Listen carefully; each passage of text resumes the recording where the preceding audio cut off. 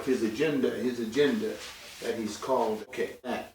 Today we're going to look at what happens when Jesus calls you. John chapter 1 verses 43 through 51 is what we're going to look at. I'll read all the verses and then we'll come back and we'll take some time.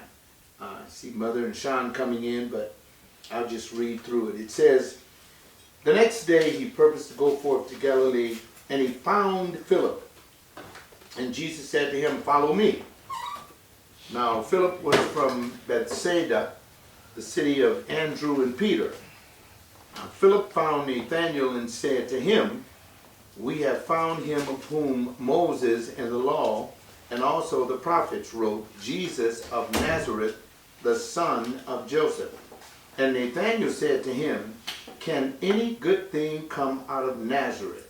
Philip said to him, come and see. Jesus saw Nathanael coming to him and said to him, behold, an Israelite indeed, in whom is no guile.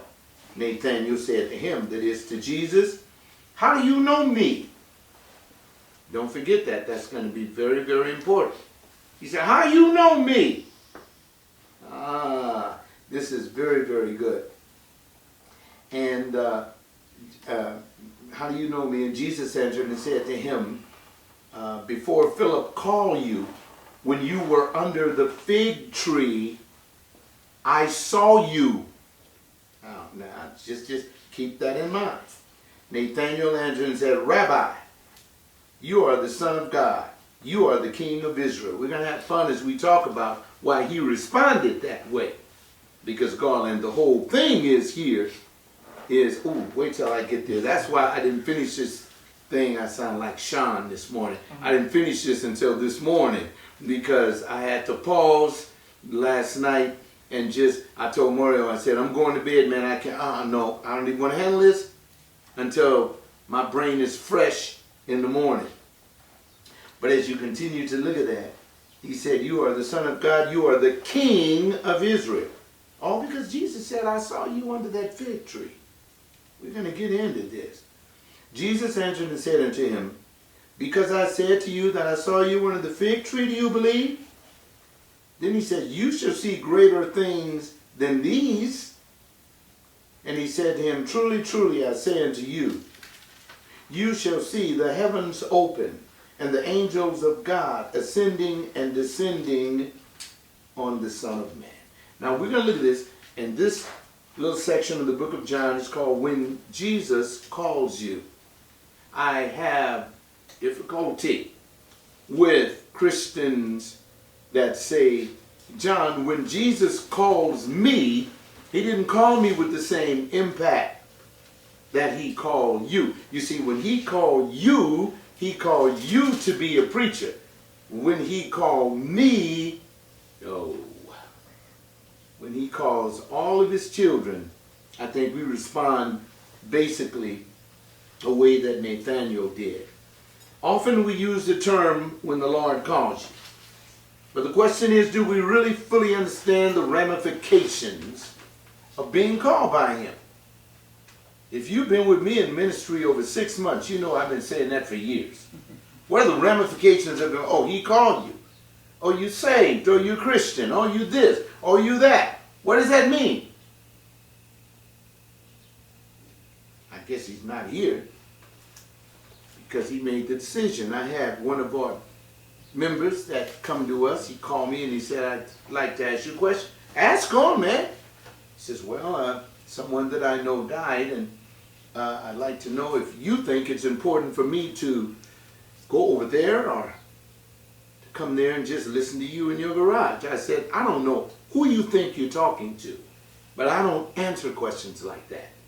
I said, you're a grown man and you do what you want to do.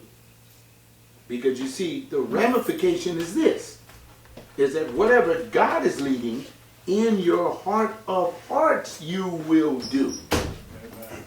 Not what anyone else is leading. But people have said, he's called me. But do you fully understand this call? One has said that the true nature of Christianity is found in the lone individual's habit of following the Christ in the Bible regardless of what is going on. That's why I'm taping this one today, and I want to put this up on the internet because I don't know how impactful this is going to be for believers when they are alone by themselves and cannot get in contact with other Christians. Hopefully they will be able to film this off of the computer with a little cam and keep it and review these points of the outline. For those of you here, the outline is up on the internet. You just tap into the sermon of today. It has today's date, and you can download the whole outline, print it, and have it for yourself. And Alphonse, before you leave, I did make a copy of what you want, and I have it in the house, so you pick it up. All of us that follow Christ should examine ourselves on a regular basis, just as these people did in the first century when Jesus confronted them. We must examine ourselves. We are not to assume that we are going to end up in the beautiful eternal bliss of heaven if we are not consequently living up to what Christ called us to down here.